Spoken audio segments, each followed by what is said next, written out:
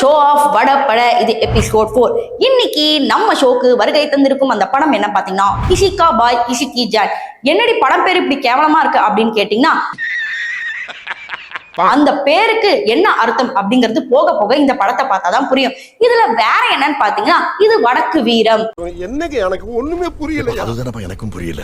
போன வாரம் என்ன விஜய் படத்தை சொன்னேன், இப்ப அஜித் படம் சொல்றியா அப்படின்னு கேட்டீங்கன்னா அதுதான் வழக்கம். சோ இப்ப நம்ம படத்துல என்ன ஆச்சு அப்படிங்கறத தொடர்ந்து பார்க்கலாம். படத்தோட என்ட்ரி எப்படி இருக்கும்னு பாத்தீங்கன்னா, நம்ம அஜித் சார் வரும்போதே வாவ் வண்டர்ஃபுல் அப்படிங்கிற மாதிரி தான் நம்ம பாத்துக்கிட்டு இருப்போம். ஆனா இங்க சல்லு பாய் அவர் என்ட்ரி வர்றதுக்கு முன்னாடி அவரோட சண்டை தான் முதல் என்ட்ரி வரும்.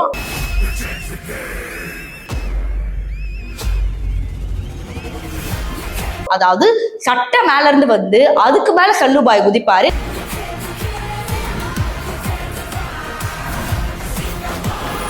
இது எதுக்குன்னு கேட்டீங்கன்னா, வடக்கு மக்களுக்கு அந்த மாதிரி ஒரு சூப்பரான மாஸ்டின் தான் எதிர்பார்த்துட்டு இருந்தாங்க போல. அதுக்கு ஃபயர் எல்லாம் விட்டுட்டு இருந்தாங்க கமெண்ட் செக்ஷன்ல. அது நம்ம அப்புறமா பேசலாம். இப்போ உள்ள வந்து என்ன பண்ணுவாருன்னா, எல்லாரையும் வந்து மிரட்டணும் அப்படின்னு தான் நானும் எதிர்பார்த்தேன். ஆனா அவர் மிரட்டவே மாட்டாரு. அதுக்கு பதிலா ஒத்த கையிலே காரை தூக்கி அப்படிக்கா வச்சு விடுவாரு.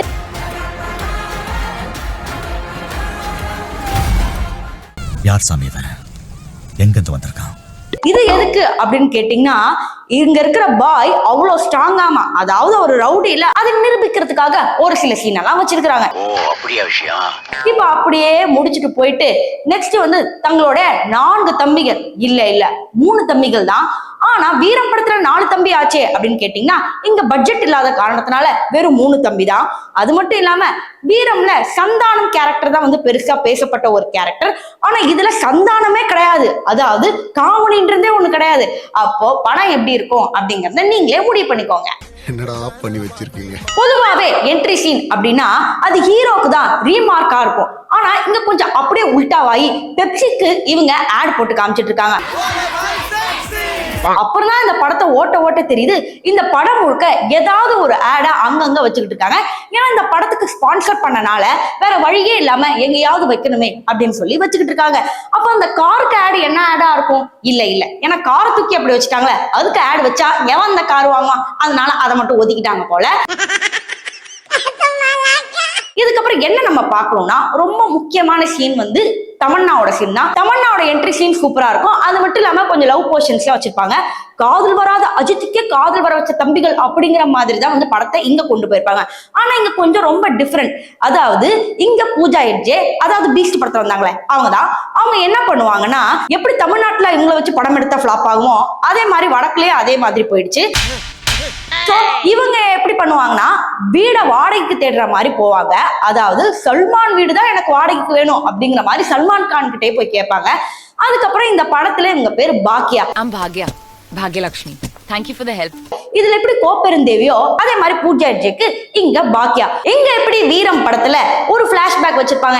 இந்த மாதிரி கோப்பெருந்தேவின்னு ஒரு பொண்ணு இருந்தா, அவளை நான் லவ் பண்ண, அவ பிரிஞ்சு போயிட்டா, இப்ப அவளுக்கு கல்யாணம் ஆயிடுச்சு அப்படிங்கிற மாதிரி வச்சாங்களோ, இங்க தேவையில்லாத சீன் எல்லாம் தேவையோட சீன்ஸா வச்சிருக்கிறாங்க. அதாவது சல்மான் கான் தன்னோட எக்ஸ்லவரை சந்திக்கிற மாதிரி ஒரு சீன், அதுக்கப்புறம் தான் பூஜா ஹெட்ஜே வர மாதிரிலாம் சீன். இப்போ பூஜா ஹெட்ஜேக்கும் எக்ஸ்லவருக்கும் ஒரே பேரு, அதுதான் பாக்கியா.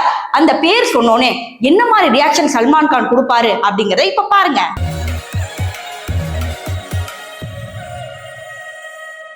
இப்ப படத்தோட நோக்கம் என்னவென்றால், அவங்க வீரம் படத்தை அப்படியே எடுத்து வைக்கணுங்கிறத நோக்கம் இல்ல, கொஞ்சம் வேதாளத்தையும் சேர்க்கணும். இப்படி பண்றியே கிறுக்கு மெண்டல் பையலா. இப்ப நீ ஏன் வேதாளத்தை படத்தை எடுத்துட்டு வந்த அப்படின்னு கேட்டீங்கன்னா, அது நான் போக சொல்றேன். இப்ப இன்டர்வல் சீன் பொறுத்த வரைக்கும் நம்ம அஜித் சார் நேரா ட்ரெயின்ல போவாரு, சண்டை போடுவாரு. அதை பார்த்து தமன்னா பயந்துருவாங்க. அதாவது தமன்னாவோட கேரக்டர் இதுல எப்படி இருக்கும்னா, எனக்கு ரவுடிசமே பிடிக்காது, ரவுடிசம் பண்றவங்க ரொம்ப கெட்ட பசங்க அப்படிங்கிற மாதிரி தமன்னா இருக்கிறாங்க. ஆனா இங்க நம்ம பாக்கியா பூஜா ஹெட்ஜேக்கு அந்த மாதிரிலாம் கிடையாது. ட்ரெயின் சீன் அப்படின்னா இங்க மெட்ரோ சீன். ஏன்னா மறுபடியும் சொல்ற பட்ஜெட் ப்ராப்ளம். சோ மெட்ரோ சீன்ல இதை வைக்கிறாங்க. அது மட்டும் இல்லாம இன்னும் நம்ம அதிகப்படியா ஃபைட் சீன் எடுத்துட்டு வரணும்னு மெட்ரோக்குள்ளே வட்டி எடுத்துட்டு வராங்க. இந்த மாதிரி படத்தை வேற எங்கேயாவது பார்த்திருக்க முடியுமா? ஆனா இந்த வடக்கு வீரம்ல நீங்க பார்க்க முடியும். சரி, இதெல்லாம் முடிஞ்சதுக்கு அப்புறம் கடைசியா இன்டர்வல் சீன்ல வந்தே மாதரம் சொல்லிட்டு எல்லாம் நடந்து வருவாங்க. இது எதுக்கு சொன்னாங்க அப்படிங்கிறது வடக்கு மக்களுக்கும் தெரியாது, நமக்கும் தெரியாது. என்னடா பண்ணி வச்சிருக்கீங்க? இதோட இன்டர்வல் சீன் முடிஞ்சது. இன்டர்வல் சீனுக்கு அப்புறம் என்னன்னா அந்த கிராமத்துல நடக்கிற சீன், அதாவது எப்படி வீரம் படத்துல தமன்னாவோட குடும்பத்தை எப்படி அஜித் காப்பாத்துவாரோ அதே மாதிரி இங்க பூஜா அஜயோட குடும்பத்தை சல்மான் கான் பாத்துப்பாரு. இப்ப இதெல்லாம் வந்து போயிட்டே இருக்கு. இதுல பூஜா அஜய்க்கு அண்ணன் யாரு கேட்டீங்கன்னா நம்ம வெங்கி மாம்ஸ் தான். அதாவது எப்படியாவது படத்தை ஹிட் ஆக்கணும்னு டாலிவுட்ல இருக்கிறவங்க எல்லாம் கூட்டிட்டு வந்துட்டாங்க. அதையும் தாண்டி என்னன்னா வெங்கி மாம்ஸோட அடுத்து ராம் சரணும் வருவாங்க. இத்தனை பேர் இந்த படம் ஓடி ஹிட் ஆலையா அப்படின்னு கேட்டீங்கன்னா இது ஒரு செமி ஹிட் தான். அது எப்படி ஆச்சுன்னா டாலிவுட்ல இருந்து நடிக்க வச்சனாலதான் இது, இல்லைன்னா அதுவும் கிடையாது அப்படிங்கறத ஒரு உண்மை. சரி, இப்ப நம்ம படத்துக்குள்ள போவோம். யார்கிட்ட சார் சொல்றீங்க? உங்ககிட்ட தான் போயிட்டோம். இப்ப இன்டர்வல் சீனுக்கு அப்புறம் சல்மான் கான் வேஷ்டி சட்டையெல்லாம் கட்டிட்டு உள்ள வராரு. இதை பார்க்கும்போது சவுத் இந்தியன்ஸ்லாம் பரபரப்பா வாயை திறந்து பார்ப்பாங்கன்னு பாத்தீங்கன்னா அதான் கிடையாது.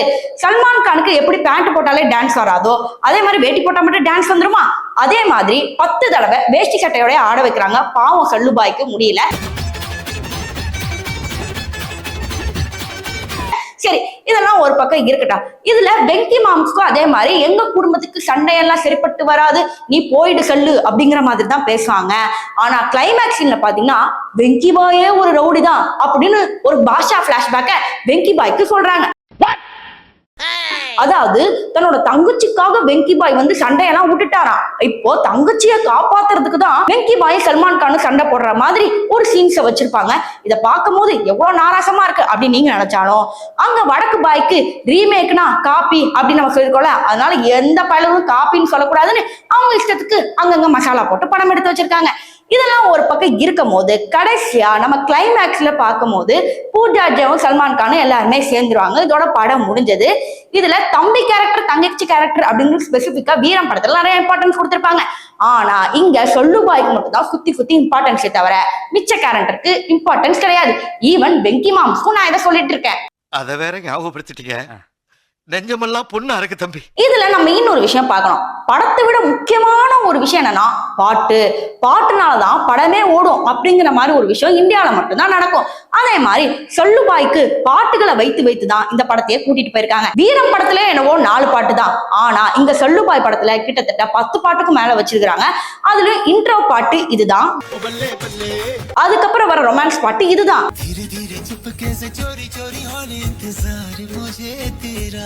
இதுல என்ன எல்லாம் ஒரே ஸ்டெப்பா கொடுக்குறாங்களேன்னு பாத்தீங்கன்னா வேற வழியில சொல்லுபாய்க்கு அந்த ஸ்டெப் தவிர வேற எதுவும் வராது.